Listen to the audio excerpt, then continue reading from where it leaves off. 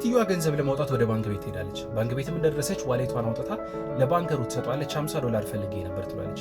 ባንከሩን በመገረም $50 ማውጣት አይቻልም ብሎ በማመናጨቅ ስሜት ከፈለግሽ እዛ ኤቲኤም ማሽኑ ላይ ሄደሽ ማውጣት ትችላለሽ ይላታል። ሴትዮዋም ደግሞ ገንዘብ እንድታወጣ የምፈልገው አንተ ነህ ብላ ይጨቃጨቃሉ። ከጥቂት ደቂቃ በኋላ እንደውም ሐሳቤን ቀይሬያለሁ ገንዘቤን በሙሉ ማውጣት እፈልጋለሁ ትላለች። ኦኬ ማውጣት ትችላለሽ ብሎ ወደ አካውንቷ ሲገባ በጣም በሚደንቅ መልኩ ወደ $300,000 አካውንቷ ላይ እንዳለ ይመለከታል። በዛ ሰዓት ላይ ደንገጥ ይልና እመቤቴ በጣም ይቅርታ አሁን ላይ ካሽ ስለሌለን ዛሬ ላይ መስጠት የምንችለው $5,000 ነው ብሎ በእርጋታ ያወራታል ማለት ነው። ኦኬ እንደዛ ከሆነ $5,000 እንድትሰጠኝ እፈልጋለሁ ትላለች። $5,000 ከተቀበለች በኋላ $50 ቀንሳ ቀሪውን ገንዘብ ዲፖዚት እንድታደርግልኝ ይፈልጋለሁ ትለዋለች ማለት ነው። ያም ልጅ በጣም በመገረም ገንዘቡን ያስገባና ሴትዮዋን ይሸኛታል ማለት ነው። ከዚህ ምን እንማራለን? አንዳንድ ጊዜ ሰዎች ምን አላቸው ምን የላቸውም በሚል ሳይሆን ማክበርም ማወደስም ያለብን ሰው በመሆናቸው ብቻ ልናከብራቸውና ሪስፔክት ልናደርጋቸው ይገባል ማለት ነው።